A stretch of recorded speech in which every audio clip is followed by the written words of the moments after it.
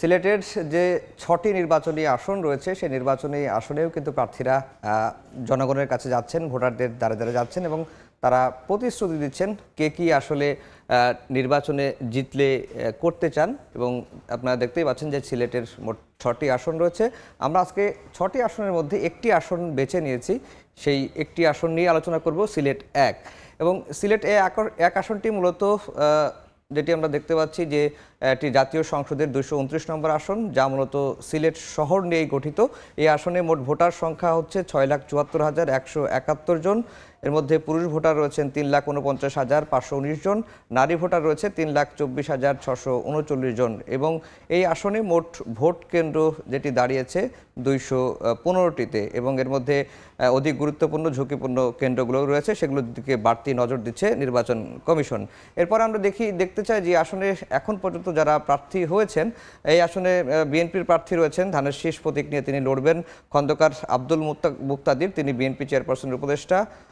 এরপরে রয়েছেন জামায়াতের প্রার্থী মাওলানা হাবিবুর রহমান, বাংলাদেশ জামায়াত ইসলামের প্রার্থী এবং তিনি মহানগর জামায়াতের আমির। এবং এহতেশাম হক এনসিপির প্রার্থী, শাপলা কলি নিয়ে তিনি লড়বেন এবং তিনি এনসিপির কেন্দ্রীয় নেতা, এনসিপির যুগ্ম আহ্বায়ক হিসেবে তিনি লড়ছেন।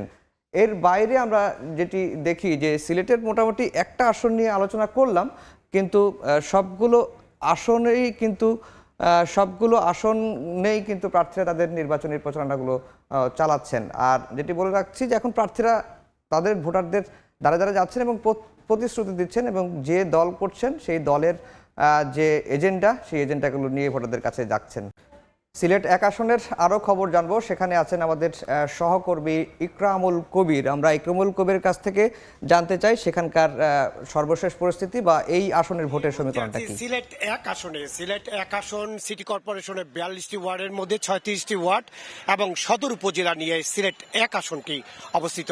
এবং এই ১ আসন সারা দেশের যে ৩০০টি আসন আছে, সেই ৩০০টি আসনের মধ্যে অত্যন্ত গুরুত্বপূর্ণ বলা হয় থাকে, এই কারণে যে একটি শক্তিশালী মিথ এই আসনকে নিয়ে আছে। বাংলাদেশ স্বাধীনতার এই ৫৪ বছরে এই আসন থেকে যে দলের প্রার্থী জয়ী হয়েছেন বা সংসদ সদস্য হয়েছেন, সেই দলই সরকার গঠন করেছে। এই পর্যন্ত এই ৫৪ বছরের এর কোনো ব্যত্যয় ঘটেনি।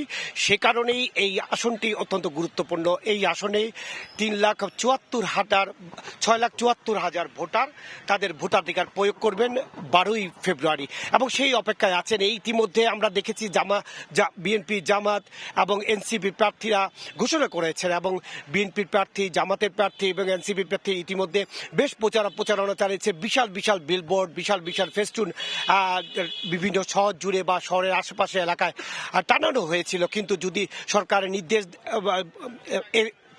ইশতেহার ঘোষণার পরপরই জেলা প্রশাসন অর্থাৎ সিলেটের যে জেলার রিটার্নিং কর্মকর্তা মোহাম্মদ সারোয়ার আলম, তিনি ঘোষণা দিয়েছেন যে সবগুলো বিলবোর্ড কিংবা ফেস্টুন এগুলো সরিয়ে ফেলার জন্য ইতিমধ্যে এগুলো সরানো শুরু হয়ে গেছে। ইতিমধ্যে এই সিলেট ১ আসনের জন্য ৪জন সহকারী রিটার্নিং কর্মকর্তাও নিয়োগ করা হয়েছে। সবকিছু মিলে একটি উৎসব মুখর পরিবেশে আগামী ১২ই ফেব্রুয়ারি একটি নির্বাচনের জন্য সারা দেশবাসীর মধ্যে সিলেটবাসী অপেক্ষা করছেন। সিলেটের ভোটার সেই দিনটির অপেক্ষায় আছে এবং তারা একটি শান্তিপূর্ণ ভোটে তারা অংশগ্রহণ করে। মোটামুটি এই ছিল সিলেট ১ আসনের যে ভোটাররা অধীর আগ্রহে অপেক্ষা করছে ভোট প্রদানের জন্য, তার সবশেষ খবর। ইকরামুল কবির, আপনাকে অসংখ্য ধন্যবাদ। তিনি জানাচ্ছিলেন সিলেট ১ আসনের নির্বাচনের খবর। এই আসনটি নিয়ে আসলে মিথ রয়েছে রাজনীতিতে। এই আসনে যারাই জিতেন বা এই আসন থেকে যিনি সংসদ সদস্য হন, সেটি যেই দলের সংসদ সদস্য হন সেই দলই রাষ্ট্রীয় ক্ষমতায় যায়, এমনটি তিনি বলছিলেন।